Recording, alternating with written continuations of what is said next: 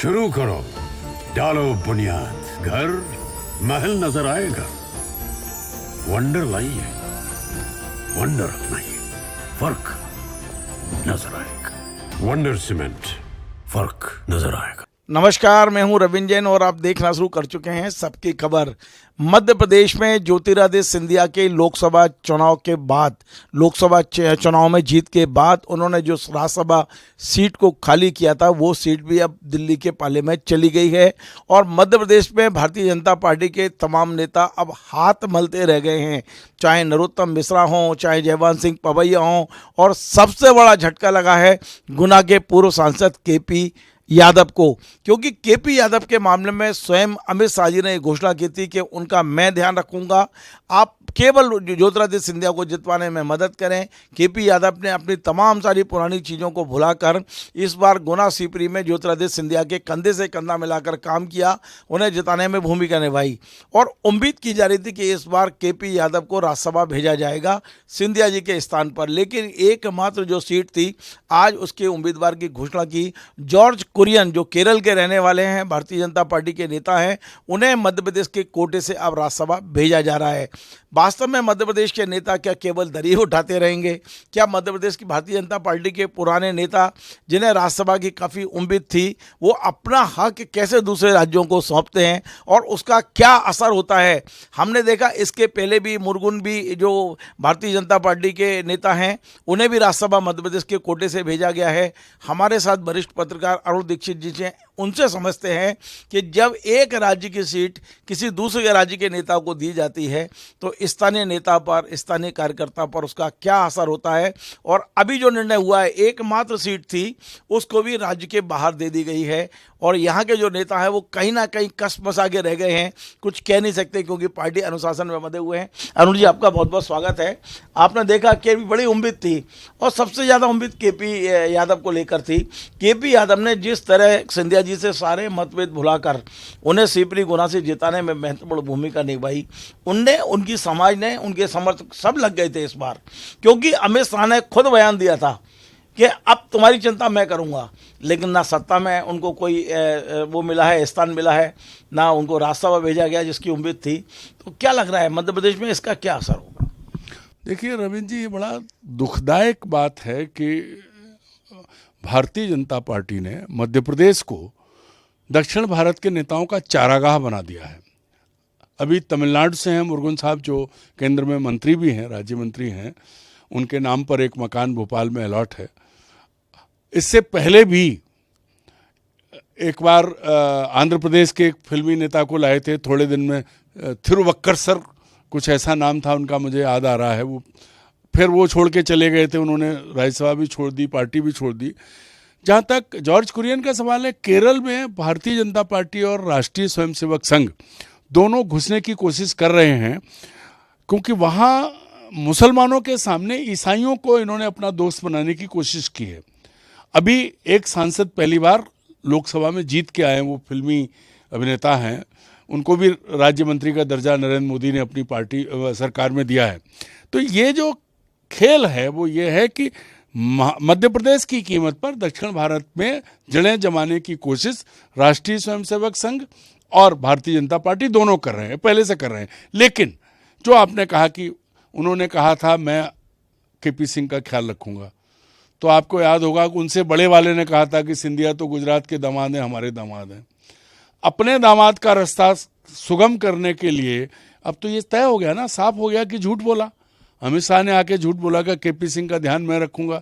इसका मतलब ये हुआ कि केपी सिंह का ध्यान ये रखा गया कि केपी सिंह पर जो कोप सिंधिया परिवार का है उससे उन्हें मुक्ति नहीं मिल सकती। उनका ध्यान यही है कि वो ध्यान में है कि इन्होंने हराया था।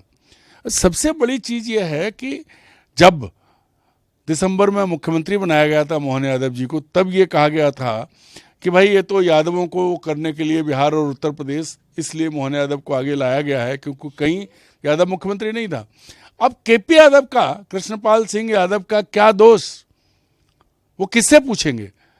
क्योंकि वो उन्होंने इतिहास बनाया था 2019 के चुनाव में 1.25 लाख मतों से ज्योतिरादित्य सिंधिया को हरा के केपी सिंह ने एक इतिहास लिखा था, पहली बार सिंधिया राज परिवार का कोई सदस्य हारा था वहां से। और किसने हराया? एक समय में उनके सहयोगी रहे केपी सिंह ने।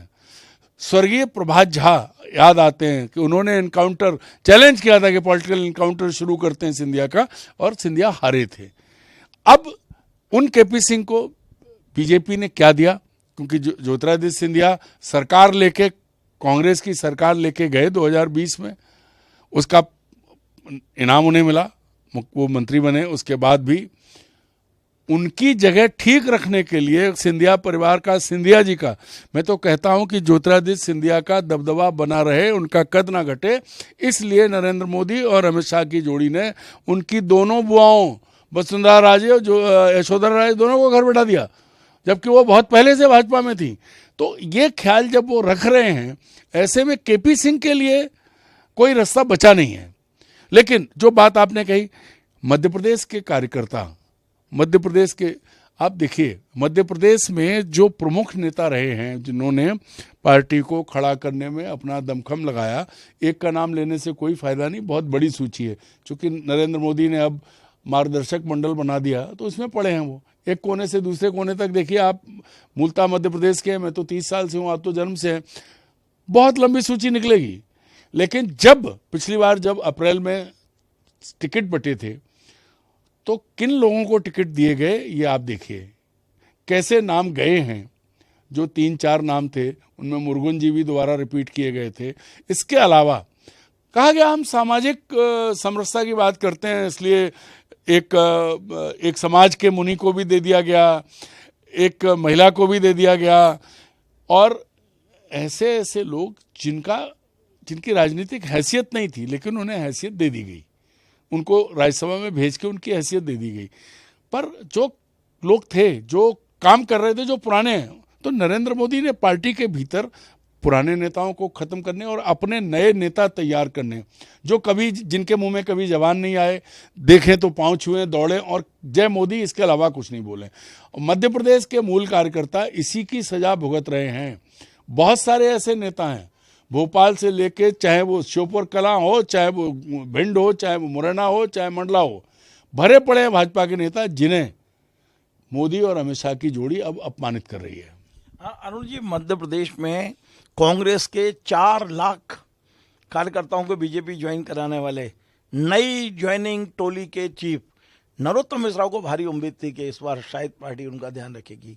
इतनी बड़ी उपलब्धि पार्टी को देने वालों को पार्टी ने आज भी केवल किनारे पे क्यों रखा है? ठीक है, दुर्भाग्य से वो चुनाव हारे हैं, लेकिन हारने के बाद उन्हें जो जिम्मेदारी मिलना चाहिए, जो उपयोग होना चाहिए, उपयोग तो उनका होता है जब पार्टी की ज़रूरत होती है, लेकिन जब वो उपयोग हो जाने के बाद उनको जो मिलना चाहिए वो नहीं मिल रहा है।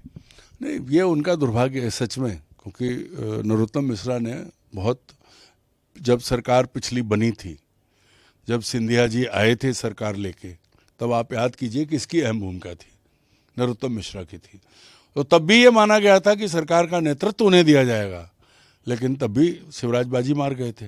और उसके बाद जो करीब 3 साल शिवराज सिंह चौहान ने नरोत्तम मिश्रा के जो हाल किए, वो गृह मंत्री थे, वो सरकार में नंबर 2 थे, वो प्रवक्ता थे, लेकिन उनके पंख बिल्कुल कसे हुए थे, या जो पालतू कबूतर की तरह वो पंख काटे जा चुके थे। दिखता है सामने बैठा है लेकिन वो उड़ नहीं सकता था। अब तो और दुर्गति हो गई, क्योंकि चुनाव की हार जीत तो होती रहती है। क्या उम्मीद करेंगे नरोत्तम मिश्रा को प्रदेश अध्यक्ष की दौड़ में अभी भी मान सकते हैं अपन? नहीं, मुझे नहीं लगता कि जिस तरह का जातीय गणित, जिस तरह की चीज़ें जो नरेंद्र मोदी और अमित शाह खेल रहे हैं, देखिए एक नई कोशिश कर रहे हैं। ब्राह्मण तो अभी भी अध्यक्ष है ना, तो हो सकता है अध्यक्ष को ब्राह्मण की जगह ब्राह्मण रिपीट हो जाए।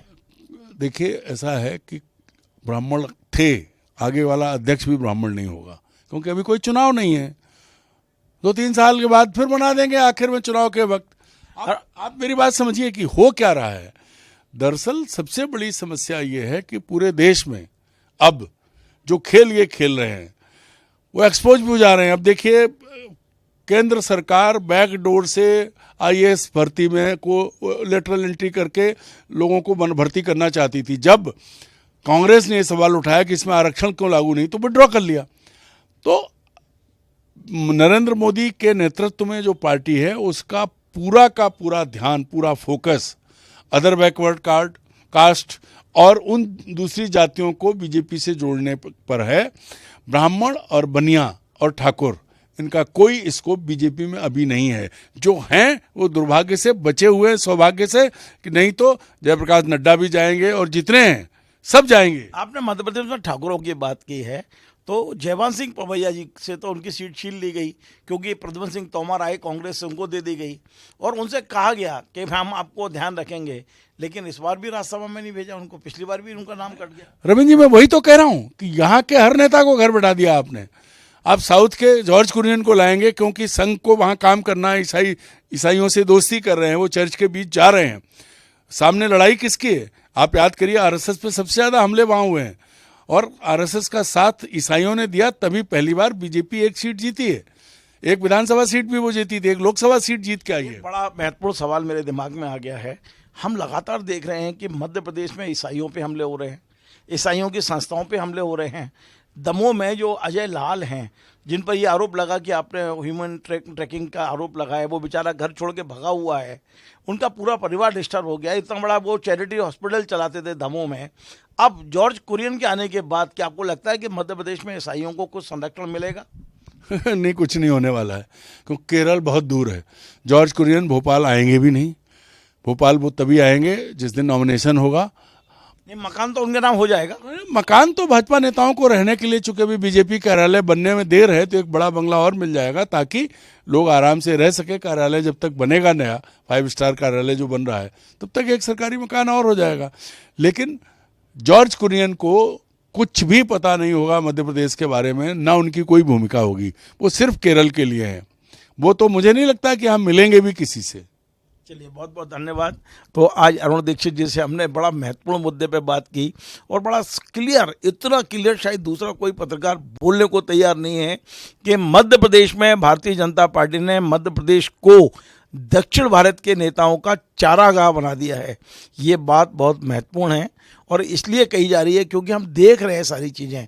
कार्यकर्ता यहाँ काम कर रहा है, पार्टी को मजबूत कर रहा है, संगठन को खड़ा कर रहा है, और जब देने की बात आती है तो दक्षिण भारत के नेता सामने खड़े हो जाते हैं।